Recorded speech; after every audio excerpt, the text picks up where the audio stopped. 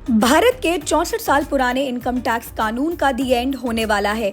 लोकसभा से एक बिल्कुल नया और simple income tax bill pass हो चुका है जो 1 अप्रैल 2026 से लागू होगा। ये सिर्फ एक छोटा मोटा बदलाव नहीं बल्कि पूरे टैक्स सिस्टम का मेकओवर है। तो ये नया बिल क्या है और इससे हमारी जिंदगी पर क्या असर पड़ेगा, चलिए जानते हैं। सबसे पहले सवाल ये है कि आखिर इस नए कानून की जरूरत क्यों पड़ी। 1961 का बना कानून 2025 की डिजिटल दुनिया में पुराना हो चुका था। इसमें इतने सारे बदलाव, इतने सारे सब रूल्स जुड़ गए कि ये दुनिया के सबसे मुश्किल टैक्स कानूनों में से एक बन गया। सरकार पिछले कई सालों से इस सिस्टम को सुधारने में लगी थी, जैसे फेसलेस असेसमेंट जिससे आपको ऑफिसर से मिलना नहीं पड़ता, फास्टर रिफंड्स जो अब 90 दिन से घटकर सिर्फ 10 दिन में आ जाते हैं, और प्री फिल्ड रिटर्न्स जिसमें आपकी ज्यादातर जानकारी पहले से भरी होती है। इन सभी सुधारों के बाद आखिरी और सबसे बड़ा कदम था पुराने कानून को ही बदल देना, और इसी सोच के साथ आया इनकम टैक्स बिल 2025।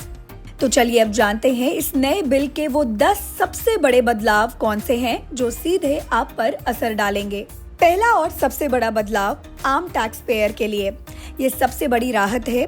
पहले अगर आपने टाइम पर ITR नहीं भरा तो रिफंड क्लेम करना लगभग नामुमकिन था, लेकिन अब इस मुश्किल नियम को हटा दिया गया है। इसका मतलब देर से रिटर्न फाइल करने पर भी रिफंड मिलना आसान हो जाएगा। दूसरा बड़ा बदलाव सैलरीड क्लास और पेंशनर्स के लिए।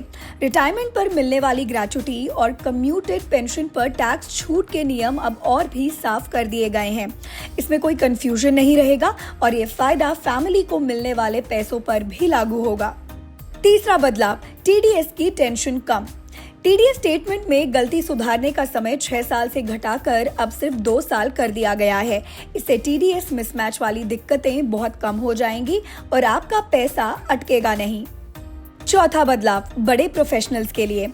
अब तक 50 करोड़ से ज्यादा टर्नओवर पर डिजिटल पेमेंट लेने का नियम सिर्फ बिजनेस के लिए था।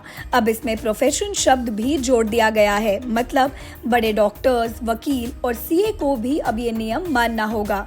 पांचवा बदलाव कंपनियों के लिए अच्छी खबर। जो कंपनियां 22% वाला नया टैक्स रेट चुनती थी, उन्हें पहले डिविडेंड पर मिलने वाली एक खास कटौती का फायदा नहीं मिलता था। अब न्यू टैक्स रिजीम वाली कंपनियां भी इसका फायदा उठा सकेंगी।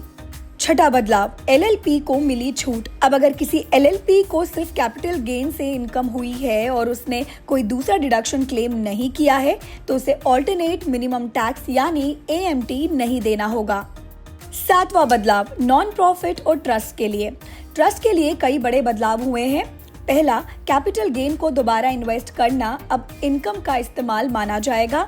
दूसरा, अनोनिमस डोनेशन के नियम आसान हुए हैं और सबसे बड़ी राहत 15% इनकम को अनिवार्य रूप से जमा करने का नियम खत्म कर दिया गया है। आठवां बदलाव MAT और AMT पर स्पष्टता।